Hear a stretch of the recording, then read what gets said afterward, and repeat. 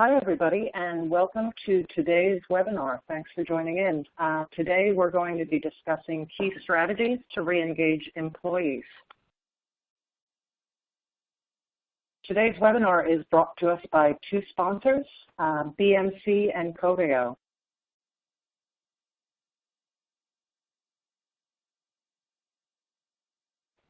This is the third in a four-part digital workplace webinar series, and BMC is a global leader in software solutions that helps IT transform traditional businesses into digital enterprises for the ultimate competitive advantage.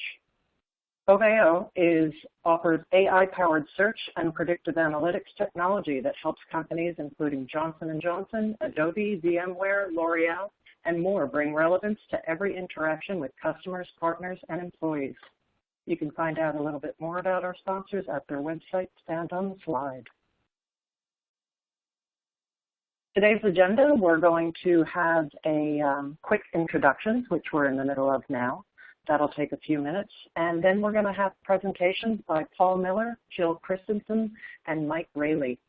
After that, we want to have some questions and answers with you, our audience, so please submit your questions.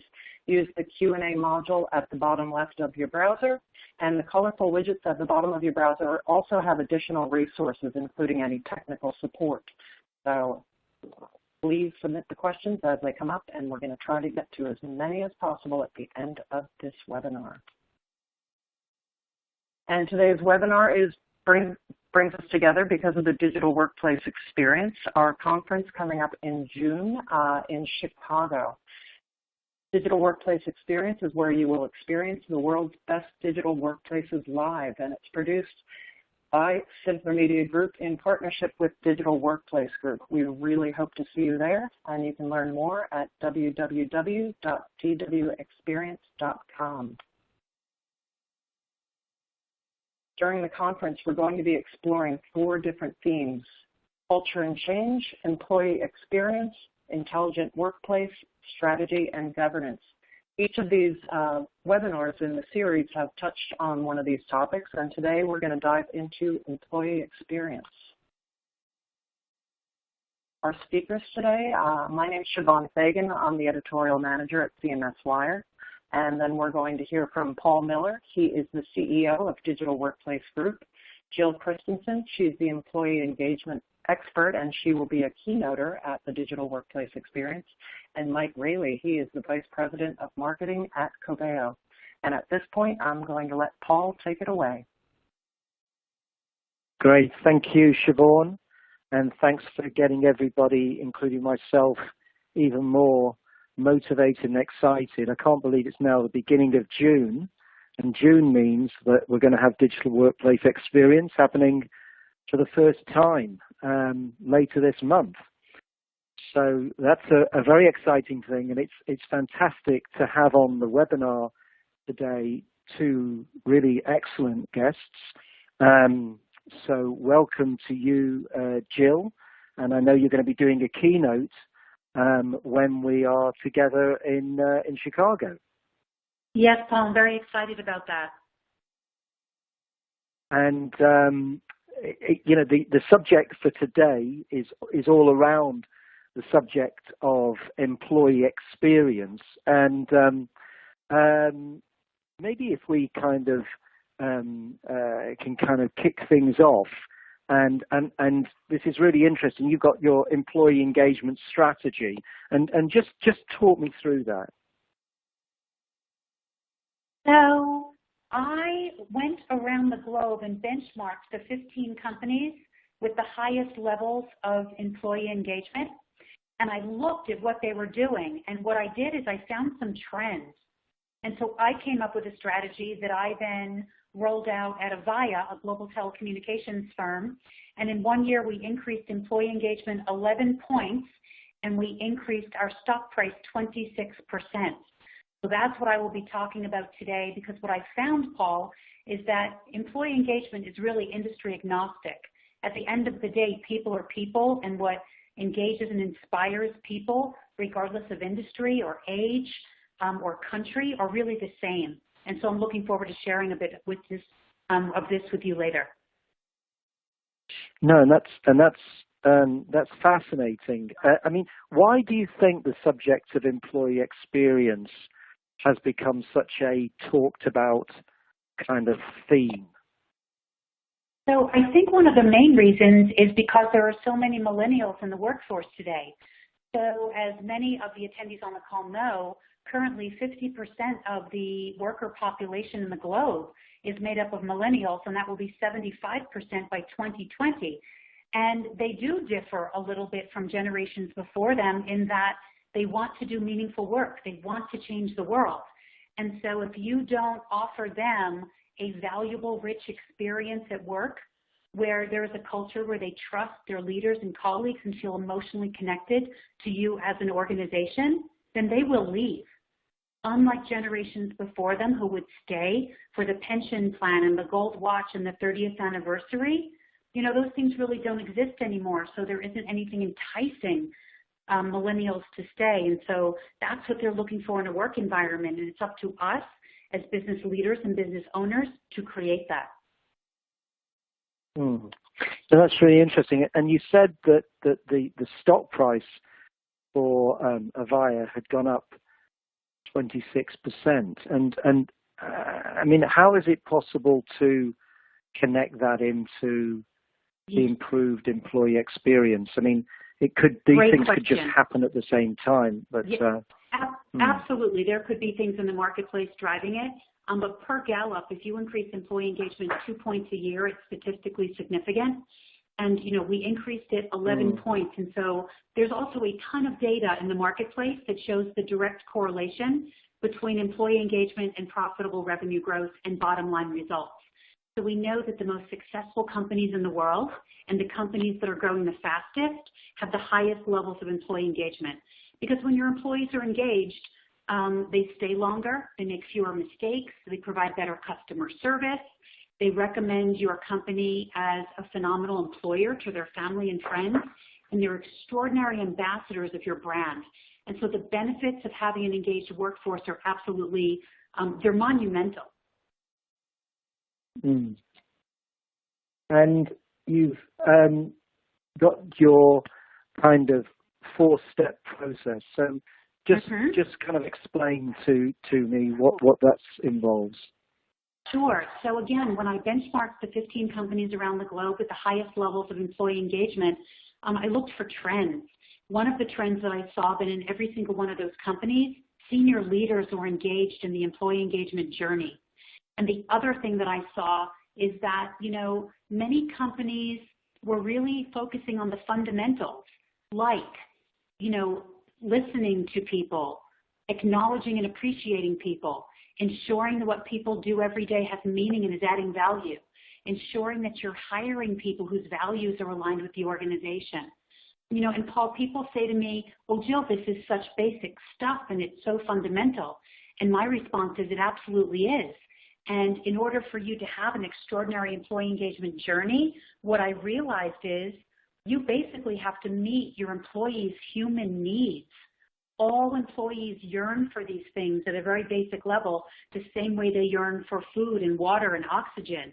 And so if you build your foundation on things that make people feel respected and involved and listened to and appreciated, then you've again got a great basis on which to build some of the other things that we're going to be talking about in a deeper level today. Sure. And I mean, when you talk about create a line of sight, goal alignment, what does that mean? So that's really about ensuring that every single employee in your company has individual goals that are aligned with your CEO's goals. And the reason why that's so important, especially with your millennials, is because employees say that they want to go to work every day and know that what they're doing is adding value, that what they're doing has meaning, that they're contributing. And when an employee's goals are aligned with the CEO's goals, it's like, think of a string that's attached between the employee and the CEO. There is an instant line of sight that what I see every day is making a difference. It's contributing to where my company or organization is going, and that I am adding value. And Paul, when that's in play, the employee immediately feels an emotional connection to the company, and emotional connectivity is half of the definition of employee engagement. In my opinion, it's feeling the emotional connection and trusting the senior leaders.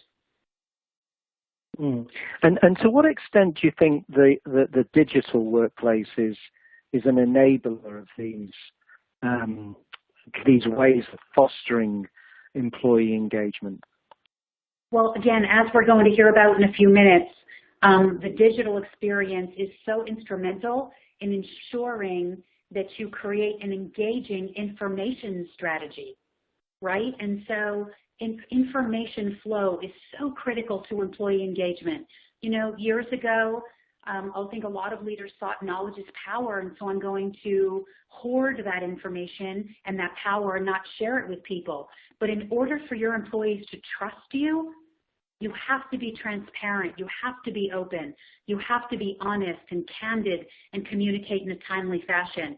And digital, if you have a digital strategy in place, you will get there much more quickly, and you will be so much more effective in terms of creating a two-way information sharing culture, which we know is huge to driving high levels of employee engagement. And again, increasing that employee experience in the workplace. Sure. Okay. So I think this is such a great area. And what are you going to specifically cover when we're together in Chicago? So when we're together in Chicago, these are simply 2 slides of my 15-slide presentation. And so I'm really going to talk about the global employee disengagement crisis that is upon us, how we got to this point, how bad it is, why employees disengage, how to re-engage them, the leadership traits that you need to possess to rebuild the trust in your senior leadership team. And also I'll share with the audience there your exact path forward. And so it's not just knowing about what this process looks like, it's, well, what do I do with this and what are my next steps? And so I will lay out to the entire audience the 6 steps and how you move forward from, you know, creating your core team who champions engagement, to conducting your survey, to developing your strategy, to getting all of your managers involved, and then how you hold people accountable. No, that's great, and it reminds me of the experience of Barclays, the bank, and many people who are listening in or perhaps know the story of their Digital Eagles program, where they really created an empowered workforce by turning all of these younger kind of digital evangelists into ambassadors within the organization, equipping them with the technology and involving them in this sort of groundswell upward momentum. And really the kind of, that's, as you've said, around customer satisfaction, customer adoption, use of help desks and so on was really quite phenomenal. And so thank you for getting us warmed up for Chicago there, Jill. And now I'd like to bring in our other guest on the webinar today, and that's Mike Raley from Coveo. And it's great to have you with us as well, Mike. Great, thanks, Paul. It's great to be here. And Jill, I couldn't agree more with both the best practices you're sharing as well as the current state. I like how you've named this disengagement crisis. Unfortunately, it's a reality for many companies out there. But I think the good news is there's what we're seeing amongst our customers is a real will to change the tone there. And to embrace the fundamentals and kind of work in a new way to empower, not only millennials, but workers of every generation. Absolutely. I think it's tremendous. We talk about a digital workplace almost like it's a given. Over the past 20 plus and more years, we have, we've been investing in systems for collaboration, knowledge sharing, commerce, supply chain, really to manage the flow of work and make our businesses more efficient. But one rule of thumb to one quick way to sort of gauge your level of employee engagement with your digital workplace is to ask the simple question, how easy is it for you to find the information that you need while you're at work? And we have a 5-point scale here where 1 is almost impossible and 5 is super easy. And most often when we present this to groups, we get a few 4s or 5s, but the large majority of people will say they're somewhere between a 3 and a 1. And why is that? And it's what we've already talked about. We're drowning in information, but really I would say starved for knowledge. IDC did a study a while ago, and they report that 56% of knowledge workers, knowledge workers only find information that they need 56% of the time. When contact center agents are looking to solve known issues, TSIA reports that they require up to, and sometimes beyond, 8 different information sources to resolve a customer issue. And the fact that there's information everywhere, yet you can't find it, really creates a disincentive to share knowledge and share experience. And Gartner did a study a while back saying that approximately 90% of staff don't regularly contribute their knowledge and expertise to the intranet, and more than 50% never do. And that's a real challenge. And while I think many of us will be familiar with this day to day, I think the impacts of this lack of information really come down to that of poor relevance. If you don't have the right information at the right time, customers don't get served well. Employees are disengaged. It's harder to continue a relationship, cross-sell, upsell your customers.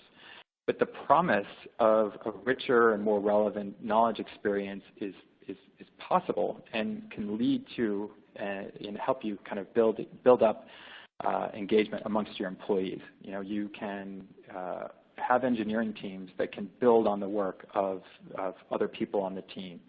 We're not always recreating the wheel each and every time we do work.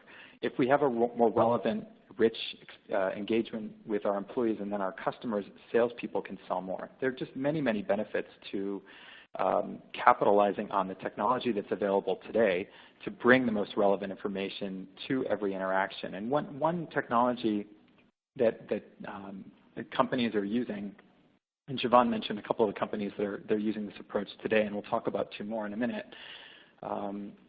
is this approach to bring content into context for people. So we have information in multiple systems and silos.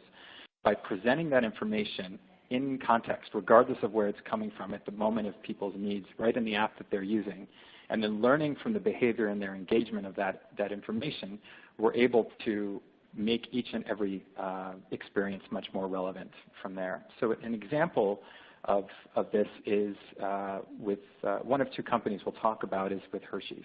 A couple of years ago, Hershey's then CEO J.P. Bilbrey described Hershey's not as a candy company, as we might expect, but as a knowledge company that just happens to make candy. The company was #1 in their market in North America, but really wanted to grow and scale their business, especially internationally. And the CEO and the leadership team recognized that expertise and know-how were important to helping their business grow. So they began a knowledge journey, just as Jill outlined, with the goal to empower and engage their employees to work smarter and to work together. They made a strategy to put everything in the cloud, nothing on people's individual PCs, have one knowledge ecosystem to reduce the learning curve so everyone knows how to engage with systems. And they had a strategy to make information available anytime, anywhere, and any device. Sounds like a wonderful promise, and they've delivered on that.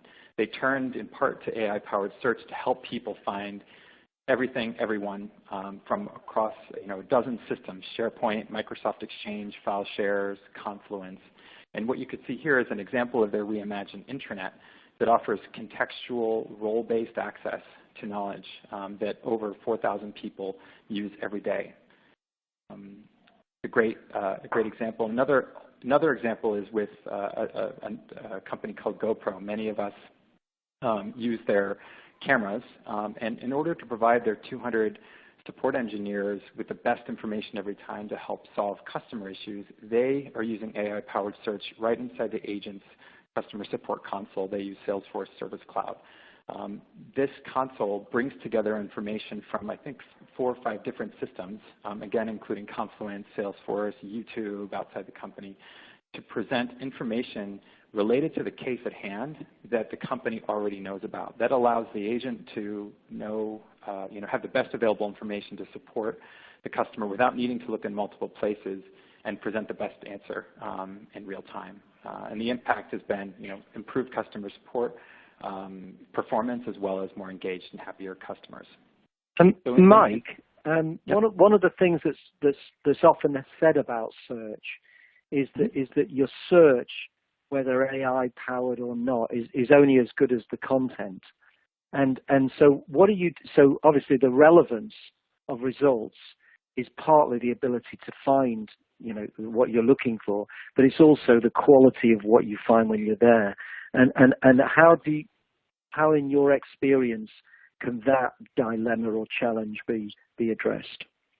We absolutely agree. And, the challenge with search is it's garbage in, garbage out, right? So if you don't have a strong knowledge foundation in place, you're not going to find what you're looking for because it may not exist. So when we work with our clients, we recommend that they do put in place a strong knowledge foundation. Most companies have information everywhere, which is a great place to start and to build on. And we talked earlier about employee engagement and employee knowledge sharing. In the context of customer support, we recommend clients use KCS, knowledge-centered services, to create knowledge in the flow of their solving customer issues. Outside of that, what we see is once people are able to find information and be recognized and get recognition for the information that they've already created, it creates a virtuous cycle of continued content creation, content sharing that only benefits everybody. So, today if I get information, I'm not going to share anything. But if I know it's searchable and other people will be able to find it, I'll get called on for my expertise or recognized for what I've contributed. Then you create a virtuous cycle of continuous improvement. Yeah, and Jill, how to what extent do you think in improving employee engagement, having this type or other types of, if you like, effective technology, what kind of importance do you place on that? Oh, I think it's incredibly important because people really care about whether or not they're contributing and adding value. And so to the extent that you can give them the tools and resources that enable them to be productive and to work smart and to work quickly, they appreciate companies that understand that it's a part of the company's responsibility, in my opinion, to enable employees to be their best every single day. And another really important thing that Mike alluded to is, if you have a bad culture and you don't have a knowledge warehouse and you have retention issues and your employees are leaving, they are walking out with that mind share and they are walking out with all of that critical knowledge and data that you don't have logged anywhere for the people who are remaining in the organization or people who you're going to hire behind those employees who leave. So really there is such a tight connection between all of this because, it's important for you to have a really effective and engaging information strategy. But if you also don't have an effective and engaging culture to support that, you're going to have retention issues that are higher. And so the two really sort of do go hand in hand and they play off of one another. Sure. No, that's so true. It is.